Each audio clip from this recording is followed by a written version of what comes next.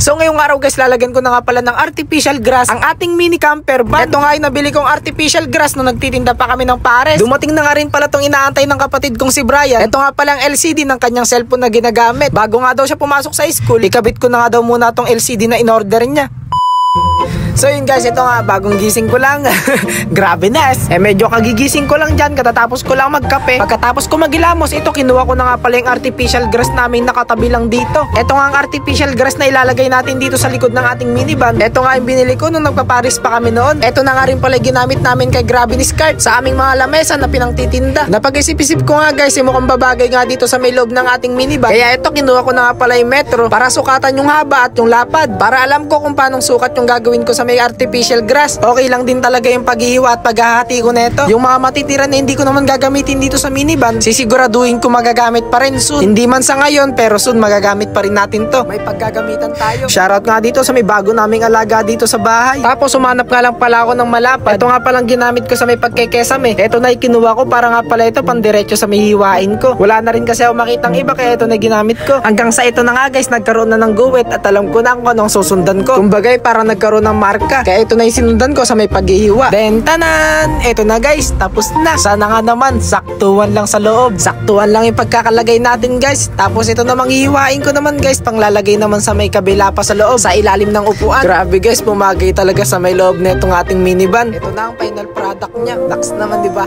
Grabe Nes. Sabi nga nila mas lalo pang gumanda dito sa loob. At mas gumanda pa yung mga paglalagyan ng mga paninda. Grabe guys, yung pagbabiyahe namin ng mga paninda. Wala na kaming iniisip kung may mga nahuhulog ba o meron ng mga natatapon. Sobrang laking tulong na nagagawa ng minivan natin para sa negosyo, hindi lang sa mga lakad natin. At ngayon naman guys, ito na nga pala guys, magtitinda na nga pala kami rito sa may pailaw. Ito hindi pa nakabukas yung mga pailaw. Hindi na nga ako nakapag-video sa may pagtitinda ng halo-halo sa may tulay kanina dahil sobrang busy. May inaasikaso kasi ako guys. Isa na nga rin pala sa inaasikaso ko, yung pag-order natin ng alamang Inadyar online. Makakapagbenta na tayo ng alamang na nasa may mga malalayo na gustong umorder ng ating alamang, kaso malayo nga sila. Ngayon guys, makakapagpa-order na tayo. Pag naging okay na yung alamang Inadyar natin, try naman natin yung may kasama ng mangga. Ito na nga pala yung pagtitinda namin ng mangga dito sa Pailaw. Dito lang to sa may San Jose City, Nueva Ecija. Ang pwesto nga pala namin dito nga pala sa may likod ng munisipyo. Maraming salamat nga pala kay Kuya Ram. Siya nga pala nagpagawa na itong temporary tarpaulin natin. Ayan nga pala yung layout na inedit ko. Sinend ko kay Kuya Ram dahil papagawa niya nga daw pala ng tarpaulin. Grabe, napakaganda ng kinalabasan. Gagawan ko to yung hindi na siya nalulukot-lukot, nakapix na para pwede rin lagyan ng ilaw. Naks naman, diba?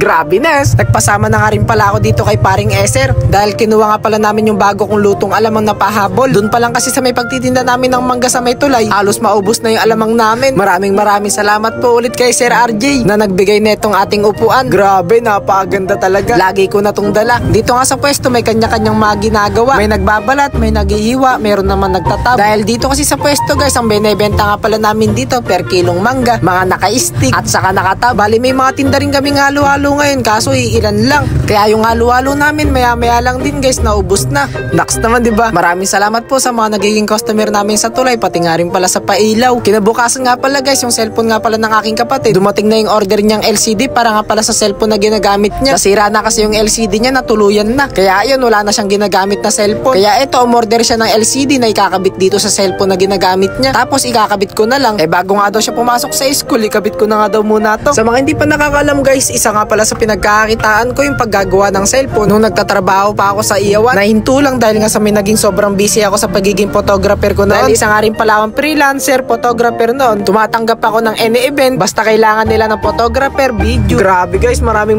salamat po sa mga naging client ko noon. Maraming salamat po sa binigay niyong tiwala sa akin. Ang pagiging photographer ko noon, isa sa sobrang laking tulong para masurvive ko yung mga pangangailangan namin araw-araw ng mga kapatid ko noon. Pagkain, baon nila, bayad kuryente, wifi, tubig, saka yung renta namin sa bahay. Kaya pagka nagsasama-sama yung mga kinikita ko sa may pagtatrabaho ko sa Iyawan, pagbabay and sell ko online, sa pagbibenta ko ng mga damit, shorts, sa paggagawa ko ng cellphone at sideline ko sa iba, sa pamamasada ko sa gabi, at yung kinikita ko sa may pagiging photographer ko, pag nagsama-sama lahat yun. Lahat ng yun ay nang naging dahilan kung bakit habang pinag-aaral ko yung mga kapatid ko, habang pinag-aaral ko yung sarili ko, habang may mga ginagastusan ako ng kabilaan, araw-araw, buwan-buwan, kahit papano napagtapos ko naman yung sarili ko ng high school. Na akala ko elementary elementary pa lang hindi ko na mapagtatapos sarili ko. Kaya thank you kay Lord. Hindi niya ako pinabayaan, hindi niya kami pinabayaan ng aking mga kapatid.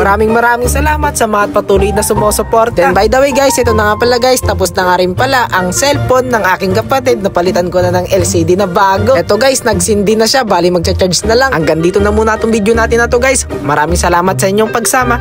Next naman, 'di ba? Grabe na.